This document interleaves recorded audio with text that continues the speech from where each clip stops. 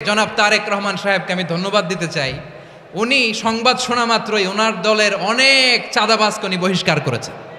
কোনো ব্যক্তির কারণে, কোনো নেতার কারণে, কোনো কর্মীর কারণে যদি মানুষের আস্থা নষ্ট হয়, তাকে আমরা ওন করতে পারবো না। বিকজ আমরা বহু ঝড় ঝঞ্ঝার ভিতর দিয়ে আজ এখানে এসে দাঁড়িয়েছি, বহু অত্যাচার নির্যাতনের ভেতর দিয়ে এখানে এসে দাঁড়িয়েছি আজকে আমরা।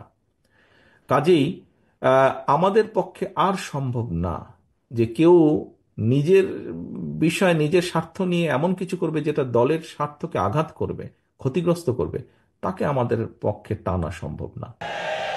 আই ডু অ্যাপ্রিসিয়েট প্রতিটি দলের এরকম ইনিশিয়েটিভ নেওয়ার দরকার আছে না নাই? যে কোনো দলে এই প্র্যাকটিসটা থাকার দরকার আছে না নাই? চাঁদাবাজদের সাথে আপনারা নিজেদেরকে মুক্ত ঘোষণা করবেন যে এরা আমার দলের কর্মী হতে পারে না। টেন্ডারবাজি, চাঁদাবাজি, দুর্নীতি, অপরাধ, দখলদারিত্ব, মজুদদারি, এগুলো সব কিছু একসাথে প্রতিরোধ করতে হবে, ঠিক কিনা বলেন? একটা মানবিক সমাজ যদি চাই, প্রতিরোধ করতে হবে। প্রিয় ভাইয়েরা, আল্লাহর শপথ নিয়ে বলি, এই নাসিহাতগুলো সবার জন্য, সব দলের জন্য, সব মতের মানুষের জন্য। আমরা কোনো দলের প্রতি মানুষকে ডাকি না, আমরা ডাকি ইসলামের দিকে। সব দলের, সব মতের, সব মানুষদেরকে আমরা আহ্বান জানাই, আসুন আমরা একটা সুন্দর সমাজ বিনির্মাণ করি। এই যে নতুন বাংলাদেশের এক সুযোগ এসেছে, আর জীবনে হয়তো আসবে না, সামনের 100 বছর এই সময় আসবে না। আসুন দেশটাকে আমরা সাজাই, আসুন আমরা দুর্নীতি বন্ধ করি, আসুন আমরা চাঁদাবাজি বন্ধ করি, আসুন আমরা দখলদারিত্ব বন্ধ করি, আসুন আমরা এক দল আরেক দলকে নিশ্চিহ্ন করার যে রাজনীতি, এটা বন্ধ করি।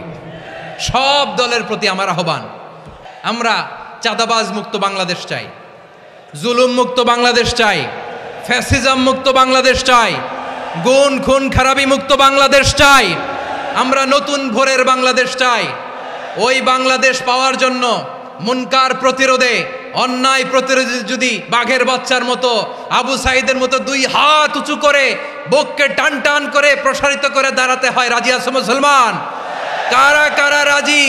আল্লাহকে হাত দেখিয়ে প্রতিজ্ঞা করো।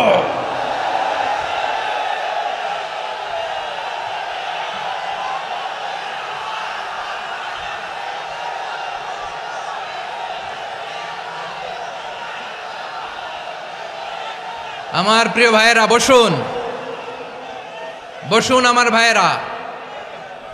ওরা ওদের যে হাত দিয়ে টেন্ডারবাজি করে, চাঁদাবাজি করে, ইফটিজিং করে, দখলবাজি করে, যে হাত দিয়ে, ওই মুনকার থামায় দেওয়ার জন্য আল্লাহর দেয়া আমাদেরও 2টি হাত আছে না নাই? আমাদেরও হাত আছে, থামাইতে হবে, থামাইতে হবে, হিম্মত করতে হবে। আমার প্রিয় ভাইয়েরা, না থামালে আমরাই ডুববো শেষমেশ। আমাদের বাঁচার জন্য হইলেও থামাইতে হবে। রব্বুল আলামিন বলেন, ওয়াত্তাকু ফিতনাতাল লা তুসিবান্নাল্লাযীনা যালামু মিনকুম খাসসা। ও আমার গোলামেরা, ওই আযাবকে ভয় করো যে আযাব যখন আমি জমিনের বুকে পাঠাই, শুধু জালেমদেরকেই মারি না, আলেমদেরকেও মারি।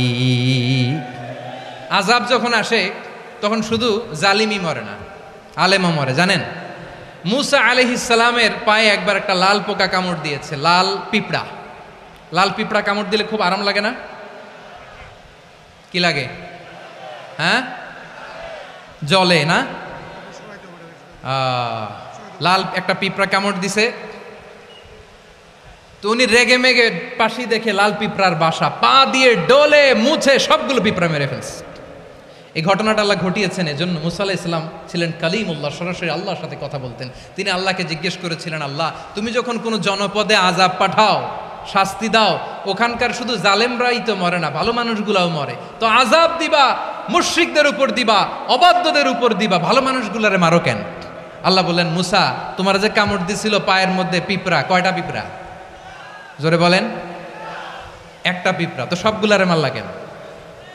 রেগে মেগে পুরো পিঁপড়ার বাসা ভেঙে ম্যাসাকার করলা কেন? এই মুসা, আমি যখন অ্যাকশনে যাই, আমি যখন শাস্তি দেই, তখন এত বাস বিচার করা হয় না, বাস বিচার করা যায় না। যখন অ্যাকশনে যাওয়া হয়, ওইটা ডাইরেক্ট অ্যাকশন হয়ে যায়। চিল্লায় বলো ঠিক কি না? এজন্য আমাদের বাঁচার জন্য হলেও এই পাপ থামাতে হবে। এই শয়তানের অট্টহাসি থামাতে হবে, অন্যায় অপরাধ সমাজ থেকে আমাদের থামাতে হবে, কারণ আযাব আসলে ওরাও মরবে, আমরাও মরব। একটা জাহাজ 2 তলা, আপনি আছেন 2য় তলায়, শুনতেছেন? শুনতেছেন? জাহাজ কয় তলা? আপনি কোন তলায়? 2য় তলায়। নিচের তলার কিছু লোক জাহাজের তলা ছিদ্র করতে আরম্ভ করছে। কি ছিদ্র করতেছে? আচ্ছা, জাহাজের তলা ছিদ্র করলে তলা দিয়ে কি ঢুকে? এখন আপনি যদি বলেন আমার কি, আমি তো 2 তলায়, আমার কি, আমি তো সেফ, আমি ইন দ্য সেফ জোন, আমি তো ভালো আছি, আমি তো ভালো আছি, ওরা ছিদ্র করে ওরা মরবে। আসলে কি শুধু ওরা মরবে, নাকি তলা ফুটো হলে ভিতরে পানি ঢুকলে আপনারও সলিল সমাধি হবে? তলা দিয়ে যখন পানি ঢুকবে, জাহাজ ঢুকলে আপনিও মরবেন। এজন্য নিজে মরার আগে ওই পাগলগুলোর নিচতলায় যে থামাতে হবে, চিল্লায় বলেন ঠিক কি না? এজন্য আল্লাহ বললেন মুনকার প্রতিরোধের দায়িত্ব সমাজের টপ টু বটম সবার। পুরো আম্মার দায়িত্ব, সরকার প্রধানের দায়িত্ব, প্রতিটি ফ্যামিলির প্রধান বাবার দায়িত্ব, বিশ্বনবী বললেন প্রতিটি সচেতন মুসলিমের দায়িত্ব। এজন্য মুনকার প্রতিরোধ করার দরকার আছে না নাই?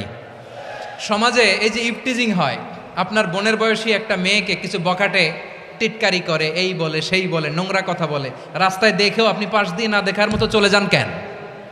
আপনি দাঁড়ান না কেন? আপনি দাঁড়ালেই তো থেমে যাবে, কারণ সত্যের যে শক্তি তার সামনে মিথ্যা মুখ থুবড়ে পড়ে। আপনার সামনে ও কিছুই না, নাথিং।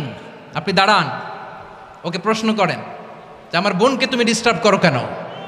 আপনাকে দেখে আরো 5 জন দাঁড়াবে, 5 জনকে দেখে আরো 10 জন দাঁড়াবে। আমাদের নীরবতা আর আমাদের নিশ্চুপ থাকাই জালিমদেরকে আরো শক্তিশালী জালিম বানিয়েছে। এজন্য মুনকার প্রতিরোধের দায়িত্ব আমাদের সবার।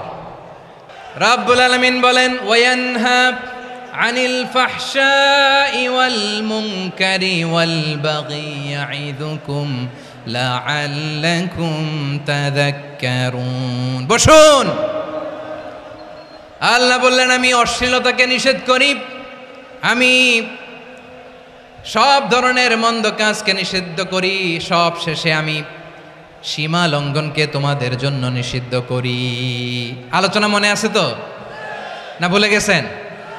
নিষিদ্ধ করেছেন কয়টা জিনিস? 1 নম্বরে অশ্লীলতা, 2 নম্বরে মুনকার তথা সব মন্দ কাজ, 3 নম্বরে আল বাগি সীমা লঙ্ঘন, ক্রসিং দ্য লিমিট। সীমা লঙ্ঘন করা ভালো না। We all should know our limits. চিল্লায় বলেন ঠিক কিনা? একই আয়াতে আল্লাহ বললেন কুল ইন্নামা حرم ربي الفواحش ما ظهر منها وما بطن والإثم والبغي بغير الحق। অন্যায় ভাবে যে অবাধ্য হয়, যে সীমা লঙ্ঘন করে, তাদেরকেও আমি এটা হারাম করে দিলাম। সীমা লঙ্ঘন করা হারাম, সীমা লঙ্ঘন করা হারাম। আল্লাহ বারবার আমাদেরকে ওয়ার্নিং দেয়। যখন আমরা থামি না তখন আল্লাহ ধরে, আর যখন ধরে তখন ছাড়ে না। ধরে না, ধরলে আল্লাহ। ফেরাউনকে কিন্তু হুট করে ধরে নাই, আপনারা জানেন 9 বার ওয়ার্নিং দিয়েছে। ফেরাউনকে আল্লাহ তাআলা ওয়ার্নিং দিয়েছিল কয়বার? বীর চট্টলার বীর সেনানীরা আওয়াজ করে বলেন ফেরাউনকে ধরার আগে ওয়ার্নিং দেওয়া হয়েছিল কয়টা? রব্বুল আলামিন বলেন ওয়ালাকাদ আতাইনা মূসা 9 আয়াতিন বাইয়িনাত, 9টা মুআজিজা দেখিয়েছি। 1 2 3 বারবার এইভাবে রিমাইন্ডার, ওইভাবে রিমাইন্ডার, এইভাবে নসিহাত, ওইভাবে দাওয়া। ফাকুলা লাহু কাওলান লাইয়িনা, নরম করে বলো, সফট করে বলো, যত ওয়ে হতে পারে দাওয়া মেথডোলজির। মুসা আলাইহিস সালামের সব অ্যাপ্লাই শেষ, 10ম বারে যে আল্লাহ ধরছে। 10ম বারে যে ধরেছে। এজন্য আল্লাহ বলেন আমি সীমালঙ্ঘনকে পছন্দ করি না। কোরআনের অন্য আয়াতে বাগীকে বলা হয়েছে আল ইতিদা, সীমালঙ্ঘন যারা করে তাদেরকে আল্লাহ বলেছেন মুতাদিন। وقاتلوا في سبيل الله الذين يقاتلونكم ولا تعتدوا إن الله لا يحب المعتدين। আমি সীমা লঙ্ঘনকারীদেরকে কোশ্চিনকালেও পছন্দ করি না। আমরা যেন সীমা লঙ্ঘন না করি। রাজি আছেন তো? যে কোনো ক্ষেত্রে ইবাদতে যেন সীমা লঙ্ঘন না করি। অনেকে আমরা ইবাদতে সীমা লঙ্ঘন করে ফেলি। বিশ্বনবী সাল্লাল্লাহু আলাইহি ওয়াসাল্লাম যেটা শিখিয়েছেন এর বাইরে যে অতিরিক্ত বুজুর্গ হতে চায়, এরকম আছে না নাই? করা যাবে? না, কোনো ক্ষেত্রেই সীমা লঙ্ঘন করা যাবে, এমনকি যুদ্ধক্ষেত্রেও না। বিষ্ণু ইসলাম বলেন, খবরদার যুদ্ধক্ষেত্রেও সীমা লঙ্ঘন করো না। কি সুন্দর ইসলাম আমরা পেয়েছি। বিশ্বনবী বলেন, খবরদার যুদ্ধের ময়দানে কোনো নারীর গায়ে হাত তোলো না, কোনো শিশুর গায়ে হাত তোলো না, কোনো গবাদি পশু হত্যা করো না, কোনো শস্যক্ষেত্র ধ্বংস করো না, এবাদতরত অন্য ধর্মের কোনো সন্ন্যাসীর গায়ে হাত তোলো না। বলেন সুবহানাল্লাহ। তাহলে আমরা সীমা লঙ্ঘন করতে পারবো? প্রিয় ভাইরা, একটা সুখী, সমৃদ্ধ, শান্তির সমাজ, মানবিক সমাজ যদি আমরা গঠন করতে চাই, আমাদের আল্লাহর দেয়া কয়টা আদেশ মানতে হবে বলেন দেখি? সবাই বলেন কয়টা? আর বেঁচে থাকতে হবে কয়টা জিনিস থেকে? আওয়াজ করে বলেন কয়টা? আচ্ছা, আদেশ নাম্বার 1 কি ছিল বলেন? আল্লাহর আদেশ কি? 1 নাম্বার আদাল, ন্যায়পরায়ণতা। আমরা সুবিচার, সুশাসন, ন্যায় বিচার চাই কি চাই না? 2 নম্বরে কি ছিল? মাশাআল্লাহ, আওয়াজ করে বলেন 2 নম্বরে কি ছিল? ইহসান। আমরা যেন সবার প্রতি দয়া পরবশ হই, ইহসান করি। 3 নম্বরে কি ছিল? নিকটাত্মীয়দের দান করা, তাদের অধিকার প্রাপ্য বুঝিয়ে দেওয়া। পাশাপাশি 3টা জিনিস থেকে আল্লাহ বারণ করেছেন, নিষেধ করেছেন। তার প্রথমটা ফাহশা, অশ্লীলতা। অশ্লীলতার সাথে আমাদের কোনো সম্পর্ক। আজকের এই ঐতিহাসিক চট্টগ্রামের প্যারেড ময়দান থেকে আমরা যত ধরনের মা তাহারা মিনহা মা বাতান, প্রকাশ্য অপ্রকাশ্য, দৃশ্যমান অদৃশ্যমান, সব অশ্লীলতা থেকে নিজেদেরকে মুক্ত ঘোষণা করলাম। অশ্লীলতাকে আমরা না বলে দিলাম। আওয়াজ করে সবাই বলুন নো। অশ্লীলতার সাথে আমাদের কোনো সম্পর্ক